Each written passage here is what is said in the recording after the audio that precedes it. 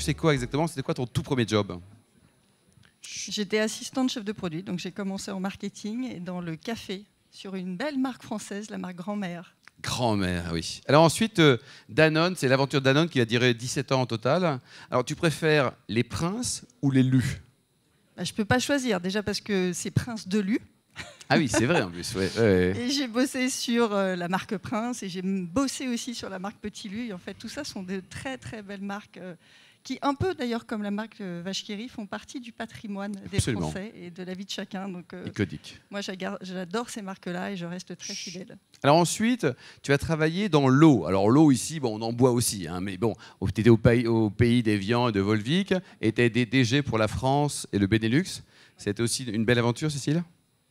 Ouais, très belle aventure parce que là encore, on est dans la protection de la ressource naturelle, on est dans ce que Danone sait faire d'absolument admirable, c'est-à-dire de travailler avec l'ensemble des parties prenantes pour protéger justement une eau comme l'eau d'Évian, hein, qui est filtrée naturellement par les Alpes et ce que l'on boit aujourd'hui, hein, c'est l'eau qui a plu sur le plateau de Gavot il y a 70 ans et qui est un plateau qui est protégé de toute forme de pollution depuis déjà une trentaine d'années. Qui boit de l'eau d'Évian ici là? Qui est fan d'Évian là? C'est quand même pas mal. Il y en a moins que les vaches qui rient, mais il y en a quand même pas mal. Tu as également vécu et travaillé en Russie, Cécile. Tu faisais quoi exactement? Et en fait, je suis allée travailler en Russie au moment où Danone a fait l'acquisition du leader mondial du lait et des produits laitiers en Russie. Donc c'est une entreprise qui fait 2 milliards d'euros et qui vend du lait, du kéfir, du fromage, du beurre et évidemment toute la gamme de yaourts de Danone. Donc c'était une très belle aventure d'intégration d'une entreprise qui faisait 3 fois la taille de Danone. Ouais, c'est impressionnant. La Russie, un petit commentaire sur ce pays ou pas? Tu l'aimes? Tu l'aimes pas? Enfin, moi j'ai un attachement extrêmement fort et pour la Russie et pour l'Ukraine. J'avais évidemment des équipes dans les deux. Évidemment que ce sont des populations frères, c'est-à-dire que voilà, l'histoire de ces deux pays est intimement liée. Donc je suis très très touchée par ce qui se passe là-bas et j'ai beaucoup de mes anciennes équipes et beaucoup de gens qui ont réussi à fuir la Russie et d'autres qui sont encore coincés là-bas. Mais en tout cas, c'est très dur ce qui se passe. Tu as rejoint Bell il y a 5 ans. Donc aujourd'hui, tu es directrice générale. Donc ça veut dire que dans le binôme, tu as un président, une séparation des pouvoirs et une DG. Comment ça marche? Oui, en fait, j'ai un président. Donc le président, c'est Antoine Fievet. C'est la 5e génération. Hein. Donc Bell, c'est une entreprise familiale qui a 150 ans. La marque Vache qui rit, c'est une marque centenaire. Et la famille a décidé, il y a déjà quelques années, hein, que la bonne gouvernance, en tout cas c'est ce qu'ils ont posé comme étant la bonne gouvernance, c'était de donner à la famille le rôle de la présidence, parce que derrière il y a la présidence, il y a la vision long terme, il y a les valeurs, l'incarnation des valeurs, et ça c'est des choses qui sont importantes dans une entreprise familiale, et c'était important d'ailleurs de les faire vivre à l'intérieur de l'entreprise de manière incarnée. Et ils ont décidé que la bonne gouvernance était d'avoir sur la direction générale quelqu'un qui venait du monde de l'opérationnel et de l'entreprise et qui, évidemment, parce que sinon ça ne marche pas, partage la même vision de là où on veut amener l'entreprise et les mêmes valeurs, parce que les valeurs, en fait, elles ne se négocient pas, elles s'incarnent à deux. Donc je fais ça avec Antoine.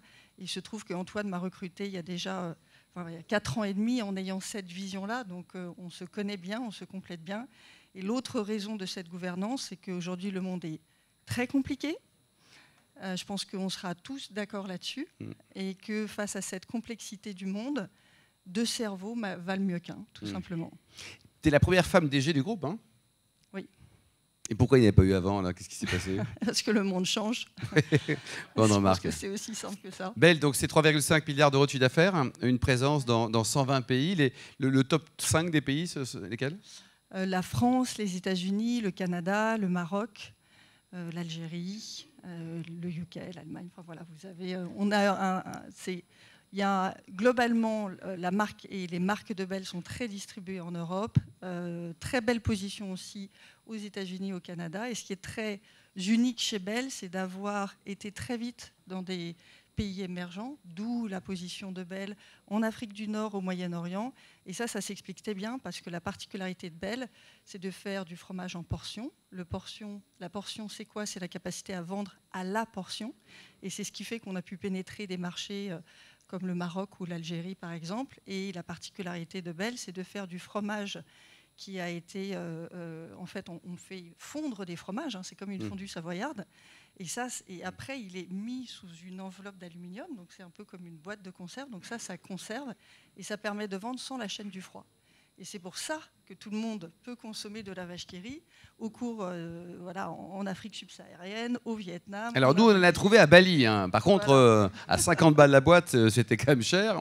Mais donc, la distribution, elle est vraiment mondiale, le monde entier, ou c'est que les Français qui s'exportent en Bali? Non, en fait, le monde entier, il y a 120 pays en fait, sur la vache qui rit. Et encore une fois, c'est bien parce que même quand il n'y a pas de chaîne du froid, le produit est absolument sécurisé. Donc ça, c'est rare. Il y a énormément de pays où la chaîne du froid n'existe pas. Et tout est fabriqué en France ou pas? Non, pas du tout. On a plutôt une logique qui est d'avoir plutôt un sourcing local. Oui. Donc on a 29 usines.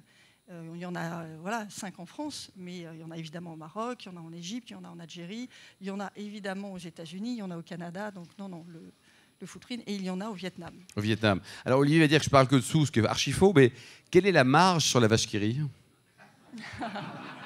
Là, parce que en franchement, ce moment, c'est dur. Hein, le machin là, hein, c'est non. Non. Bon, alors dans les marques iconiques, il y a aussi le boursin. Alors le boursin, quelle est la recette du boursin? Parce que c'est super bon, sauf le 14 février pour la Saint-Valentin, mais sinon c'est super bon. Hein. C'est quoi la recette du boursin? C'est qu'on met beaucoup de crème. Beaucoup de crème. C'est toujours pareil. Hein. Quand on met beaucoup de crème, en général, c'est meilleur. Et c'est ça, je pense, le gros du secret. Et alors le côté vegan, le côté bio, le côté durable et compagnie, là, ils sont tous light, tes fromages. Hein. En fait, le fait d'avoir la portion, ça permet, nous on le dit souvent, parce que c'est vrai que tu parles des marques iconiques et on voit, en plus on est en France, donc en fait on se voit beaucoup comme étant des marques de fromage.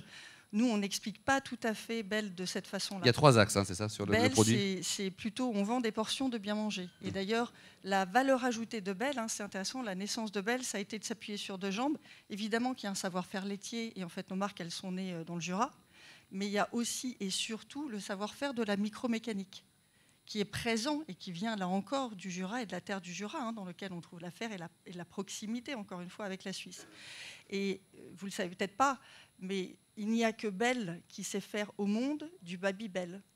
Il n'y a que Bell qui sait faire au monde des apéricubes.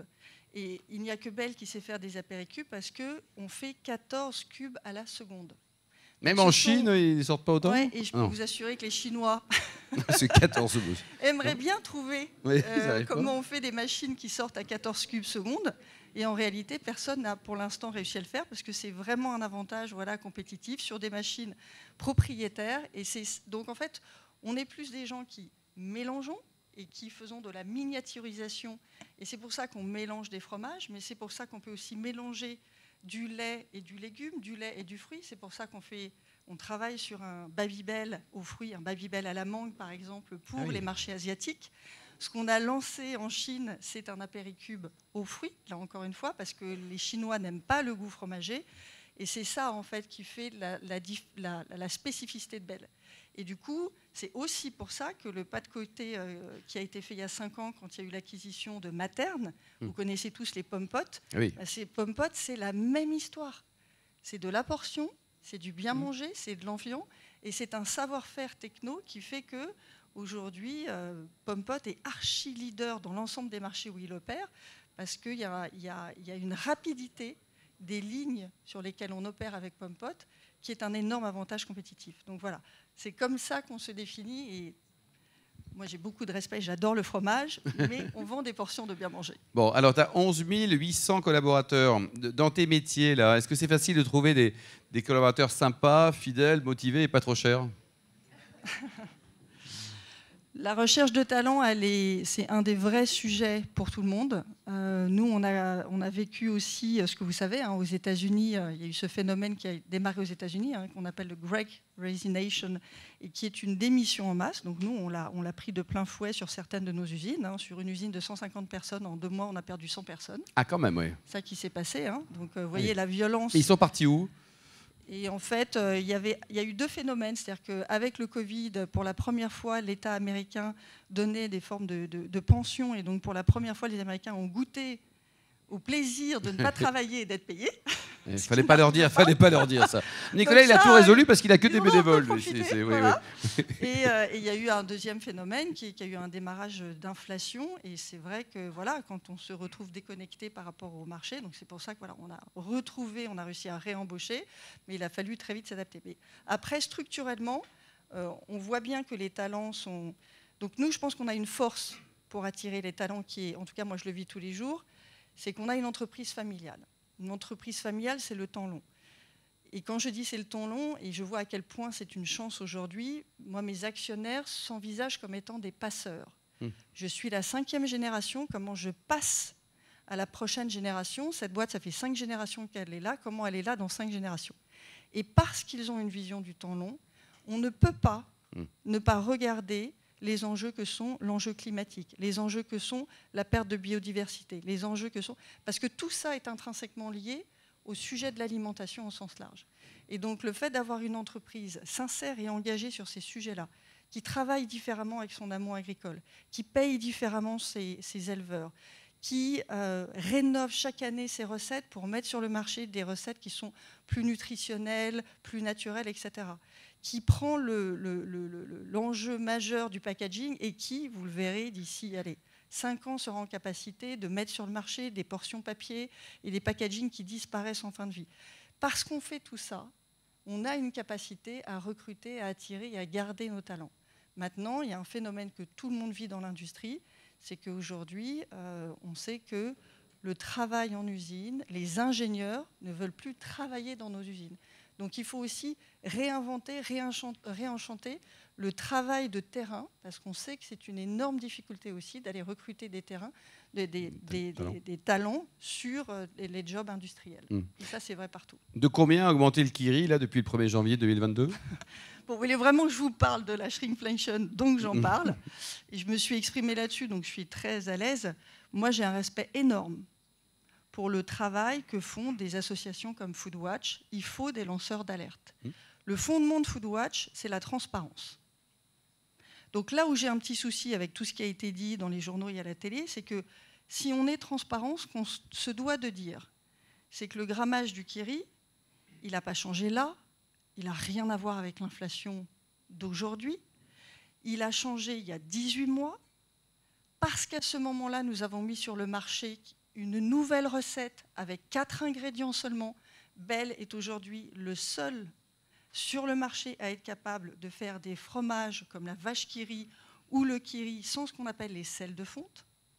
Donc on a réussi à faire une vache qui rit avec du lait, des fromages, du beurre et des minéraux du lait. C'est tout. Moi, je n'arrête pas de dire à mes équipes, je veux qu'un enfant de 7 ans lise notre liste d'ingrédients et la comprenne. Ça, c'est des années de R&D. Ça, c'est plusieurs millions d'euros en CAPEX. Et ça a de la valeur. Et on a considéré à ce moment-là que la juste proposition de valeur, c'était un Kiri à 18 grammes où on a augmenté le calcium pour avoir la même proportion de calcium, où on a une recette naturelle. Et je vous dis tout ça pourquoi? Parce qu'à ce moment-là, on a écrit nouveau sur le pack. Parce qu'à ce moment-là, sur la face arrière, il y avait écrit nouveau, nouvelle recette, nouveau packaging. C'était vrai. Et donc, quand on regarde aujourd'hui, on dit mais c'est plus écrit nouveau. Ben non, c'est plus écrit parce que c'était nouveau il y a 18 mois. Ouais. Et que la réglementation française est bien faite, puisqu'au bout d'1 an, elle vous demande d'enlever le terme nouveau. Donc, je suis désolée, j'ai sans doute été un peu long, mais je sais qu'on en a beaucoup parlé, que ça a été beaucoup dans les médias. Et en réalité, c'est encore une fois une façon d'instrumentaliser les choses. Il y a un sujet aujourd'hui qui est le sujet de l'inflation. Je n'ai pas de problème à en parler. Nous, on passe des prix tous les trimestres. Et je vous le dis, ça va continuer. Parce que, j'en parlais, on a pris 36% d'inflation dans les matières premières, 31% dans le packaging, x2 sur le transport, 100% sur l'énergie. autant vous dire que je n'ai pas encore augmenté le prix de la vache qui rit de 40%, Ouais, mais que tous les trimestres, eh bien oui, les prix vont continuer à augmenter et que le tsunami d'inflation sur l'alimentation n'est pas fini. Mais je n'ai pas de problème à parler de ça. J'ai un problème à ce qu'on instrumentalise et qu'on ne dise pas tout sur le sujet. On recevait Cécile à ta place, Monsieur Leclerc, là, il y a quelques mois. Ouais. Ils jouent le jeu, là, tous ces grands distributeurs, ou ça va mieux, là? C'est l'union sacrée entre la distribution et la production. Vous vous aimez toujours ou limite? Enfin, toujours. Est-ce que vous êtes déjà aimé? Ça, c'est une autre question. Oui. En fait, moi, je le dis souvent, je pense que les négociations sont dures. Je pense que les distributeurs sont autant dans une situation de fragilité que nous aujourd'hui. C'est toute la chaîne alimentaire qui aujourd'hui est mise à mal. Et il ne faut jamais oublier, c'est qu'au début de la chaîne, il y a ceux et celles qui nous nourrissent. Et c'est ça dont on parle aujourd'hui. C'est le mal-être qu'il y a aujourd'hui au niveau de l'agriculture française. C'est un sujet. Aujourd'hui, nos éleveurs, les agriculteurs ne vivent plus. Et donc, on discute, évidemment qu'on négocie avec nos distributeurs. Ils sont conscients de ça, ils ont tous les chiffres. Ce qui, moi, me pose un problème dans le discours de Michel-Édouard Leclerc, c'est que quand il prétend qu'il y a des profiteurs de guerre. Oui, il sous-entend très fort. Et qu'en réalité, aujourd'hui, il y a des éleveurs qui ne vivent plus, qu'il y a des entreprises comme Bell qui ont publié leurs résultats et qui, en faisant 11% de croissance de chiffre d'affaires au premier semestre, des volumes qui tiennent, ont divisé par deux leur marge. Ça veut dire des choses, quoi. En fait, ça me met assez mal à l'aise parce que vous savez quoi, moi je ne suis pas inquiète, le cash, je l'ai, et les banquiers, je les ai. Par contre, je vous garantis qu'il y a un certain nombre de PME qui n'ont pas tout ça. Et donc, en ce moment, ils souffrent. Parler de profiteurs de guerre, moi, je trouve que c'est indécent. Question spontanée, Nicolas. Nicolas et Olivier, si vous posez une question à Cécile, si vous avez une question à poser, c'est le moment. Avec joie. Cécile, moi, je représente un vrai danger pour Bell, puisque je vais beaucoup plus vite que les machines d'apéricube. Je consomme 15 apéricubes par seconde. Oui, sa femme et donc, il va falloir accélérer la cadence. On l'appelle le lapin du fromage, Nicolas. Oui. Non, en vous écoutant, j'ai envie de vous demander, est-ce que vous êtes propriétaire de certaines exploitations agricoles, ou est-ce que vous avez dans votre stratégie l'idée ou dans votre vision l'idée de pouvoir maîtriser la chaîne jusque-là pour assurer que les prix des matières premières n'explosent pas? En fait, est-ce que la meilleure façon de le faire, c'est de ne pas maîtriser finalement la matière première dans sa propre production, même à la ferme? Alors nous, ce n'est pas la stratégie qu'on a mis en œuvre. Nous, on considère que ce qui aide dans la conversation avec nos éleveurs, c'est de les inciter à se mettre ensemble. Oui, déjà. Donc en fait, quand on échange avec eux, on échange avec une association de producteurs. Donc il y a 800 fermes qui travaillent pour nous et ils sont tous réunis dans ce qu'on appelle l'association des producteurs de l'ouest de la France. Donc il y avait des contrats sur la durée, Cécile? Et ce qui a fondamentalement changé notre relation, c'est quand il y a 5 ans, ou 6 ans maintenant, Antoine Fievet a décidé, et on sortait de la crise du lait. Donc la crise du lait, c'était 2016. Vous vous souvenez, tous les éleveurs venaient sur les parkings de supermarchés déverser leur lait, tellement c'était plus soutenable en fait. Un éleveur, ça bosse 7 jours sur 7, ça prend jamais de vacances parce que les vaches, elles ne s'arrêtent jamais, et ça gagne 350 € par mois. Il y a un problème quelque part. Ouais. Quand il y a eu cette situation-là, la décision qui a été prise par Bell, c'est qu'en plus, juste qu'on ait conscience, le modèle alimentaire, je ne sais pas si vous l'avez tous en tête, le modèle alimentaire tel qu'on le vit aujourd'hui, il est cassé. Ça ne marche pas.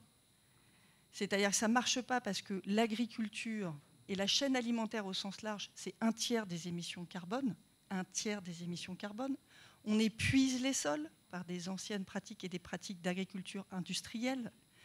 On alimente mal les gens, c'est-à-dire que l'alimentation, c'est la santé. Il y a 800 millions d'obèses, 800 millions de malnutris, donc d'enfants qui ne mangent pas à leur faim. L'alimentation, c'est le bien-être de ceux et celles qui nous nourrissent, donc le bien-être des éleveurs, le bien-être des agriculteurs. Et l'alimentation, c'est le bien-être animal. Donc, c'est un sujet dont on doit éminemment s'occuper. Et la seule façon, j'en viens à votre question, la seule façon de faire bouger le système, c'est d'abord de faire bouger les pratiques agricoles. Il y a 2 trucs à faire bouger dans l'alimentation, ce que vous mettez dans votre assiette pour faire baisser votre impact carbone, et les pratiques agricoles. Pour faire bouger une pratique agricole, je vous garantis que si la personne avec qui vous discutez ne sait pas ce qu'il va gagner à la fin du mois et ne vit pas, vous pouvez lui parler de la planète, il ne va rien se passer, mais rien. Donc ce qui a été fait, ça a été de se mettre autour de la table et de dire à nos éleveurs partenaires qui étaient dans cette association, c'est quoi le juste prix? Ne me parlez pas, nous ne parlons plus jamais du prix de marché. C'est quoi le juste prix? Pour vivre décemment. Pour couvrir, exactement. Et derrière, on a mis des primes. Il faut passer sur un lait de pâturage, parce que quand la vache, elle pâture, je ne fais pas venir mes tourteaux de soja du Brésil. Il faut passer sur un pâturage tournant, parce que comme ça, la terre rejoue son rôle. Un sol sain, c'est un sol dans lequel il y a de la biodiversité, c'est un sol qui capte le carbone, c'est un sol qui retient l'eau. Et pour qu'ils soient complètement résilients, on a travaillé avec eux sur des primes pour, encore une fois, pour qu'ils n'aillent pas sourcer des tourteaux de soja. Juste un chiffre, 80% de l'élevage en Europe est nourri à partir de tourteaux de soja du Brésil. Bilan carbone est limite. Donc nous, nos éleveurs, ça fait déjà 5 ans qu'il n'y en a plus un qui fait ça, puisque notre lait est garanti non OGM, c'est-à-dire que ça ne vient pas du Brésil. Et en fait, ils ont développé quoi? Ils produisent du maïs sur leurs exploitations, ils produisent de la luzerne, ils produisent du pois. Donc ils vont chercher les protéines qu'ils donnent à la vache sur leurs exploitations et localement. Mais ça, encore une fois, si vous n'avez pas cet échange de partenariat, si vous ne traitez pas décemment, si vous ne commencez pas par poser le prix juste, ça ne marche pas. Je voulais prendre 2 minutes pour raconter l'histoire de la vache qui rit, parce que ce qu'il y a de magique dans cette marque, aujourd'hui, on parle beaucoup, il faut des marques qui aient du sens. La vache qui rit, vous ne le savez peut-être pas, la personne qui a inventé cette icône, c'est Benjamin Rabier. C'est l'inventeur de la bande dessinée. Oui. Ouais.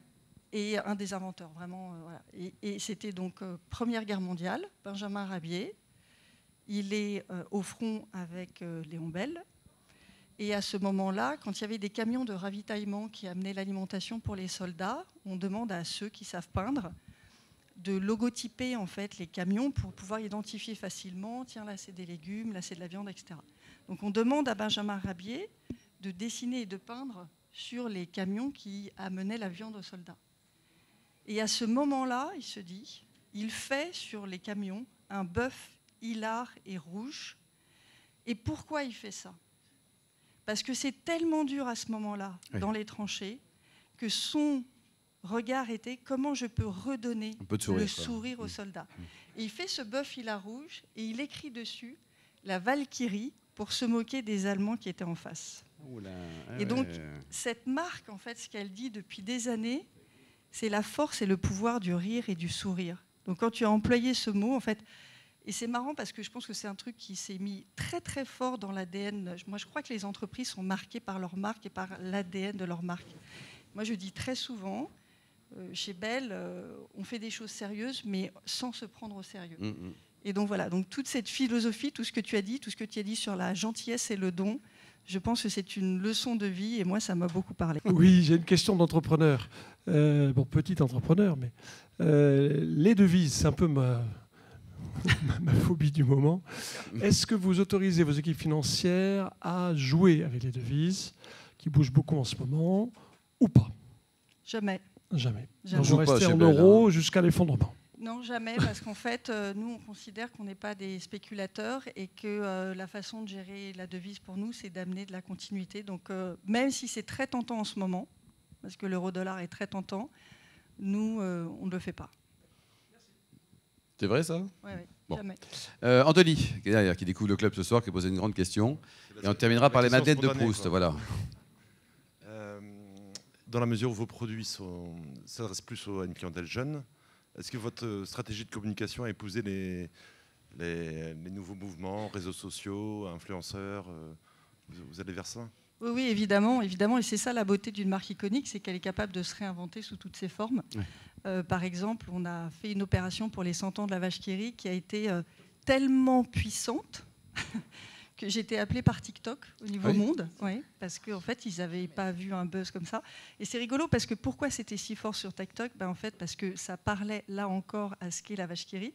On avait mis un petit buzzomètre et voilà, on se filmait, quelqu'un te racontait une blague, tu te marrais, tu faisais monter le buzzomètre de rire et on versait au rire médecin.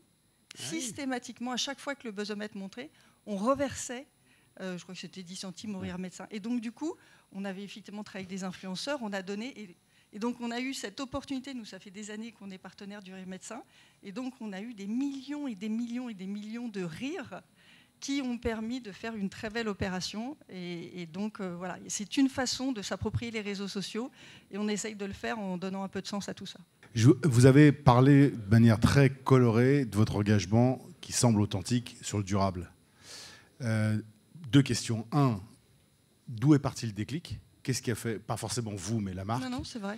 Et la deuxième, c'est, parce que je pense qu'il y a beaucoup d'entrepreneurs dans la salle, comment vous avez parlé un peu de ce que ça avait comme impact sur votre capacité à attirer les talents et retenir les talents? Est-ce qu'il y a d'autres impacts sur la performance de l'entreprise que vous pouvez partager pour que les gens s'engagent un peu plus? Bien sûr. Bonne question. Tiens, Delphine te pose une question. Tiens. Tu veux poser une question après.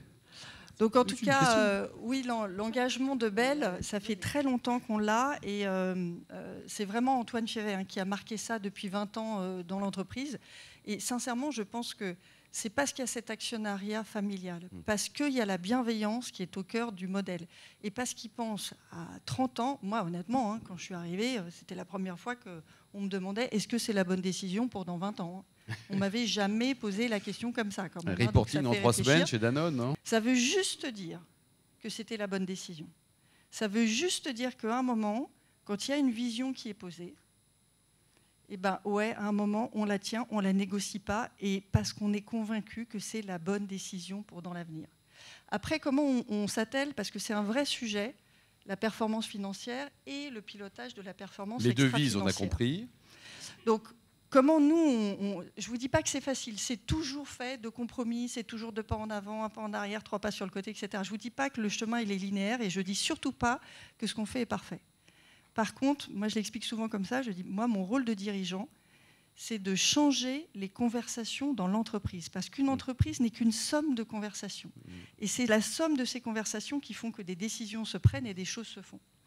Et donc, ce qu'on a vraiment fait depuis 5 ans, c'est d'opérationnaliser la RSE.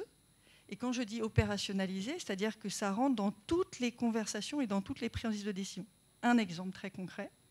On a déployé un outil, donc nous, on regarde notre empreinte carbone sur l'ensemble du scope, parce que juste mes usines, c'est 3%. Oui.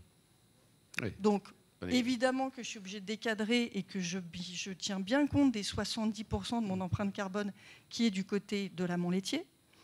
Et aujourd'hui, tous les mois, un chef de produit, un directeur d'usine, un patron de pays, en même temps qu'il reçoit son PNL, il reçoit son impact carbone, il projette son impact carbone à la fin de l'année. Et quand on fait des business plans à 5 ans, on regarde la trajectoire, évidemment, du chiffre d'affaires, évidemment, du profit, et on regarde la trajectoire carbone avec les leviers d'amélioration de la trajectoire carbone. Ça change les conversations. Et d'ailleurs, il n'y a plus de directeur financier chez Bell. Ça n'existe plus. Il n'y a plus de directeur financier chez Bell parce qu'il s'appelle aujourd'hui des directeurs de l'impact global ou directeurs de la performance. Et ce qui est génial, c'est que ça réinvente leur métier. Et c'est ça, quand je vous disais que ça donne du sens. J'ai plus un acheteur qui achète pareil, puisqu'en fait, pendant 20 ans, ils étaient formés à payer le prix du lait le moins cher. Puis après, on leur a dit, bon, pas de bol, le prix du lait, il est fixé à l'année. C'est perdu, là. Voilà, c'est plus du tout le même métier. Mais par contre, vous allez réfléchir au système de primes pour qu'on fasse bouger notre amont agricole vers une agriculture régénérative. Vous imaginez bien. En gagnant quand même des sous pour la boîte. mais du coup, ouais, mais c'est ça qui change radicalement la façon d'opérer. Et donc, voilà, j'ai pas de solution miracle. Évidemment que ça coûte plus cher le lait durable. Je vous mentirais si ça a coûté 50 millions sur 5 ans, c'est 10 millions par an en France. Alors, moi, je suis absolument convaincue que, 1, c'est un avantage compétitif aujourd'hui. 2, ça va l'être encore plus. Hier, j'étais avec une start-up qui lance le Yuka du climat. Donc maintenant, les jeunes, ils vont avoir une petite application, ils regarderont les produits des supermarchés et ils sauront si telle boîte a pris un engagement carbone, si telle boîte publie son impact carbone. Donc ça va bouger, c'est long, c'est un long chemin, mais est-ce que, avec l'été qu'on vient de vivre, est-ce que les comportements vont bouger? Moi, j'ai cette certitude. Après, honnêtement, la différence est 1, je suis dans un contexte familial, ça aide.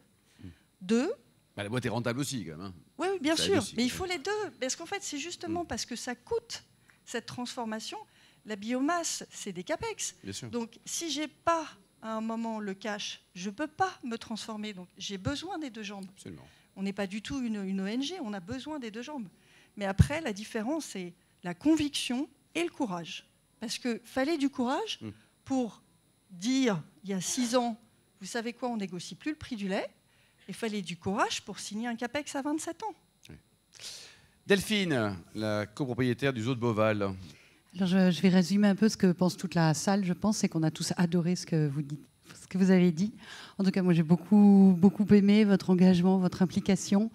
Est-ce que tu manges des vaches qui rient, Delphine? Parce que bien sûr que je mange des vaches qui rient. Alors, je connais hein. par ailleurs d'autres personnes chez Bell, donc je sais que voilà, votre engagement et l'engagement de la famille est très fort. J'adorais ce que vous avez dit sur le soja. On tape beaucoup sur l'huile de palme en France, qui est responsable de 0,4% de la déforestation mondiale, alors que le soja, c'est 80%. Donc moi j'ai une super question. Vous êtes génial. Est-ce que vous voulez venir à Beauval travailler? Tu vas échanger Cécile contre un panda. Non, mais c'est pas possible ça va. J'adore le zoo de Beauval. Déjà j'ai 4 enfants. Donc vous imaginez. Génial, c'est un deal. Donc j'adore cet endroit. J'y suis déjà allée en week-end exprès pour le zoo de Beauval. Donc je trouve. Et tu t'es régalé, t'as pas été malade, tout ça, tout va bien quoi. T'es gentil avec toi quoi. La prochaine fois, je vous emmène voir les pandas. Bon, allez, dernière question. Merci Delphine en tout cas. Luc qui a co-créé les madeleines de Proust. Ce sont les meilleures madeleines de France et les plus chères. Merci. Ah bah ouais. Tiens d'ailleurs, puisqu'on est sur les marges, c'est combien la marge sur une madeleine? Bah, ça dépend. Enfin, franchement, c'est variable. C'est très variable. Mais c'est plus ou moins de 92% quand même, non? Au Bristol, la marge de la madeleine est beaucoup plus élevée. Voilà. Je sais pas, faut demander à Saint-Michel. Ouais. Nous, on a des marges modestes. On va aller à Lourdes. Ouais. J'adore ce que vous dites parce que, bon, étant évidemment de la madeleine de Proust, cette notion de temps pour l'entreprise est extrêmement importante, quoi. J'irais presque, moi qui suis une petite entreprise artisanale, votre discours réconcilie avec le monde de l'agro-industrie, quoi, hein, qu'on fustige souvent. Et toutes ces démarches vis-à-vis des agriculteurs, vis-à-vis des produits, vis-à-vis de votre savoir-faire technique sont intéressantes. On a une future marque de 5 générations. En fait, la question que je voulais vous poser, c'est cette fameuse vache qui rit. Est-ce que vous valorisez sa valeur dans votre bilan ou pas? Parce qu'il y a des marques qui ont des valeurs absolument incroyables. Est-ce que vous l'avez évalué? Est-ce que c'est dans le bilan? Non, c'est une bonne question. Et en fait, elle ne l'est pas. Elle ne l'est pas, puisqu'en fait, elle est au démarrage de l'entreprise. Par contre, ce qui est sûr, c'est que moi, je sais que dans la valorisation de Bell, c'est un asset intangible. Et ça, c'est très, très fort. Mais c'est vrai que ça n'est pas dans le bilan. Après, moi, le sujet de la comptabilité, c'est un sujet qui me passionne et qui me passionne surtout sur comment on fait rentrer dans la comptabilité aussi, encore une fois, les externalités. Et donc, nous, on travaille beaucoup, toujours pareil, hein, dans cette opérationnalisation de la RSE, sur c'est quoi le vrai PNL, c'est quoi le coût qu'on ne voit pas, les coûts cachés qu'on ne voit pas et qui sont ceux de la nature, du carbone, etc. Donc, c'est vrai que moi, j'espère sincèrement que d'ici 5 et j'espère très vite, avant 10 ans, on aura changé la façon dont on évalue et valorise les boîtes. Parce que le modèle ne tient pas. Ouais.